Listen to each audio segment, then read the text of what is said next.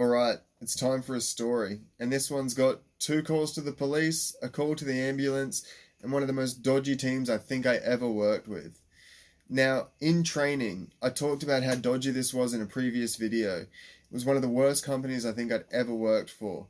Now, during the training, I said I don't want to work with female clients, and I made sure that was written down on paper.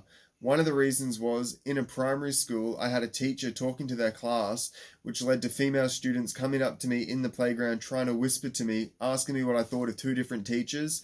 It was just absolutely not worth the trouble. On top of that, during the training, I was literally getting phone calls and text messages talking about self harm and other trauma issues at home, so I didn't want to mix that kind of youth work with going home to the same thing.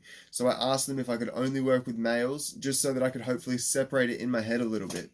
Unfortunately, on the last day of training, we were in the office and we were filling out paperwork, and I heard a story about one of the most extreme cases that this company had at the time.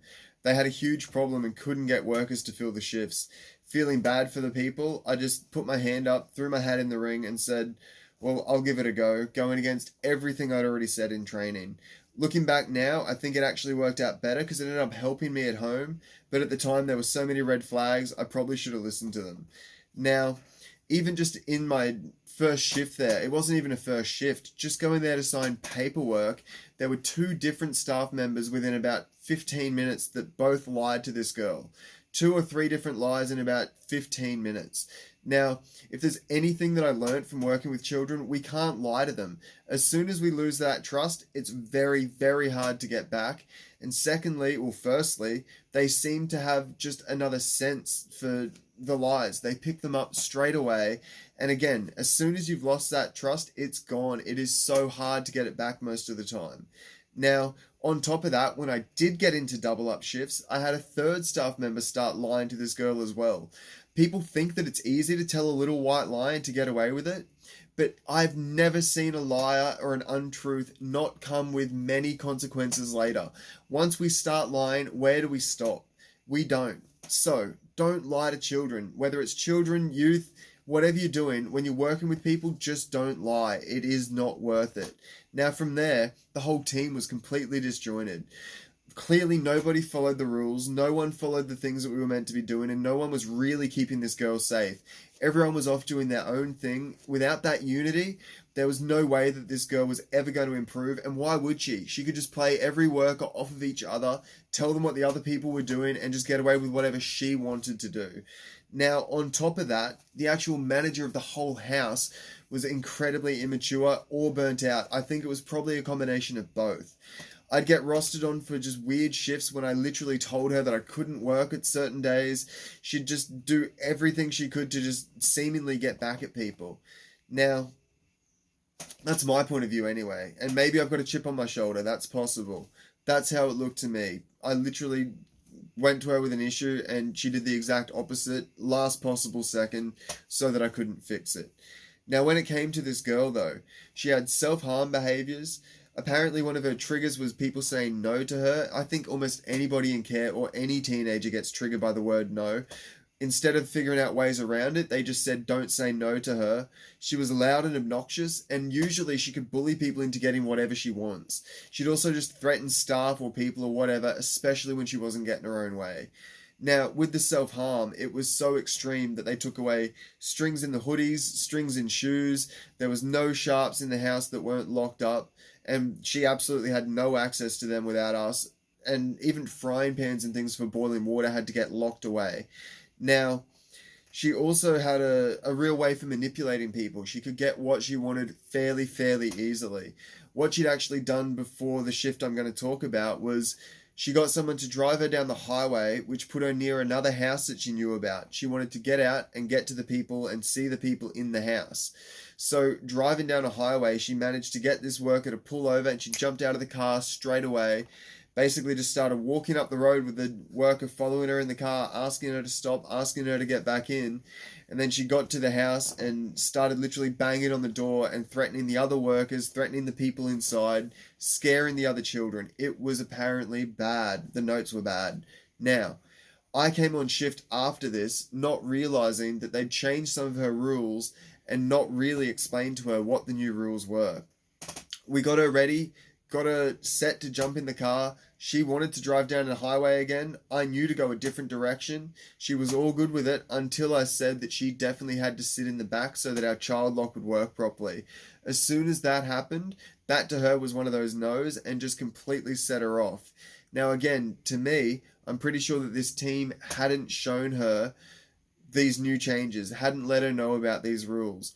On top of that, I was already annoyed with the team that day. I'd called on call a bunch of times because I kept finding either things that were stained with blood, literal glass that was there where she was using it to cut herself.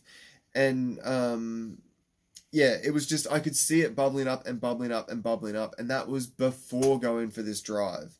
Now, as soon as she found out she was sitting in the back, like I said, she lost it. She started pacing up and down the house. She was headbutting and kicking the walls. She was just pulling at her own hair and telling me to get out of the house, just screaming abuse at me.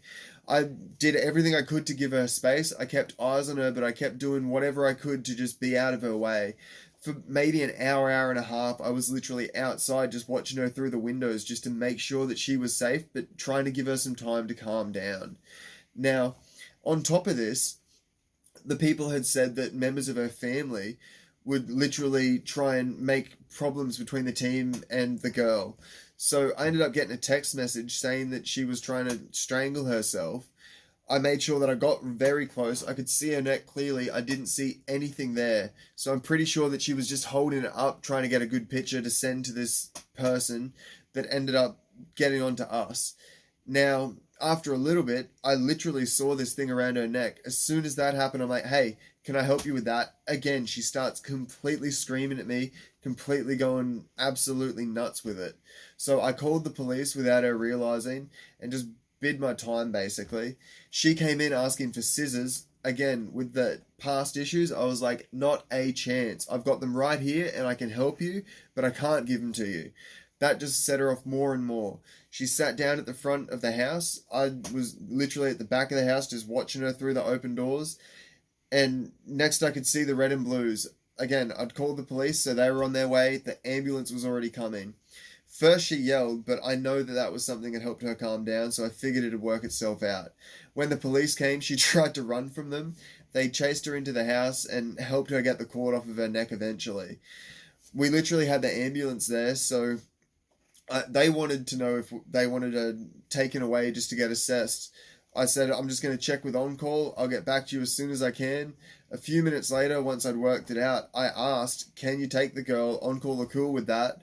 And suddenly the ambulance didn't want to take her anymore. I'm not sure what changed in that few minutes, but now I was just going to need to do the last couple of hours of my shift with this girl and figure out how I was going to just not have another escalation. Once the police and the ambulance left for that first time, she turned off all of the lights in the house. Now, she was wearing a white hoodie, and it was just bright enough with the other lights around that I could see what was going on, even though it was a bit dark. I said to on-call straight away that this is what was happening. I said that she started escalating as soon as the police had left again. Their advice was, well, if you've got to see her, you've got to have a light to see her, so you've got to turn the lights on. I understand the thinking, but I just felt like they weren't listening to me. I knew that it would set her off again. I told them it would set her off again, but they demanded that I do it. As soon as I turned the light on, abuse, abuse, abuse. She flicked all the lights back off. I turned on the staff room light, and she tried to get past me into the staff room to turn that light off as well. I was like, this isn't happening. I turned it off, kept watching her, told on-call what was happening. They told me to turn the lights on again. Escalation again. Now this led to her finding a second cord. This time she's walking down the road, cord wrapped around her throat, no hands. I could tell that it was wrapped around again. I've called the police again. She's walked down the road, sat in a park luckily instead of continuing to walk. The police eventually came. At this point they were annoyed. They were just furious with me at first, one of the officers anyway, furious with me for calling them and wasting their time again. I totally get that, but I had no other choice. The ambulance wouldn't take her. I couldn't get close enough to get this thing off of her neck, and if I went anywhere near her, I'm sure that it would have went much, much, much worse. This time I was a little bit smarter though. I made sure to ask the police this time what they would do with the light situation. That way I had somebody else in authority telling me to leave the lights off and to just basically wait out my shift. Now, I was meant to leave at 10 o'clock. So I'm sitting there at I think this was about 9 o'clock at this point. So I'm going, I've got one more hour. I'm going to do my paperwork. I'm going to leave the tiniest bit of light on. I'm going to make sure that I check her and that everything's fine. I'd completely swept the house at this point because, like I said earlier, I found glass. I already had these other issues. So I made sure there was nothing left that she could hurt herself with. And I kept those eyes on her. It literally got to 10 o'clock. I'm like, okay, people can turn up a little bit late for a shift. I'm meant to be going home. I'll give it a little bit more. It gets to 5 past. I'm like, oof, wait a tiny bit longer. I get to 10 past 10 and I got onto the other worker. I was like, where are you, man? This person had tried to call the manager for the house. Text the manager for the house twice that day. Never got a reply, so they decided that they just didn't need to turn up to their shift because they tried to let somebody know. This was a Sunday. Now, I already had my other issues with on-call. I already knew that on-call were busy with their own stuff and that they weren't ready to actually be on-call. On-call are meant to come and support. They're meant to be there to give us the right advice, and they're meant to be there just to help us through the things as far as I knew and as far as all my training that I just did said. Now, this on-call was incredibly annoyed at this whole situation. It literally took another hour and a half for this person to get there. So I'm there till past 11:30 with this girl just waiting just to get out and to just have a breath. On top of that, at this point I still smoked cigarettes and I'd run out earlier that day. I have no idea how I got through with no backup, with no support and with nothing to keep me calm.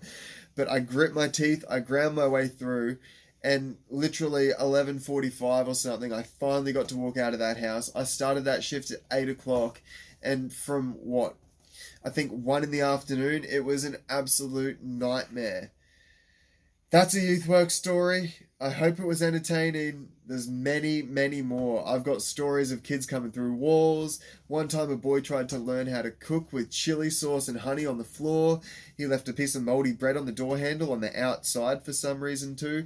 There was another time a couple of boys brought a bird over. That's a funny one. Oh, and even better, one of the managers let me do some boxing with a couple of the boys too. That was fun. Now, if you hang around, you'll see them another day. Have a good night, guys.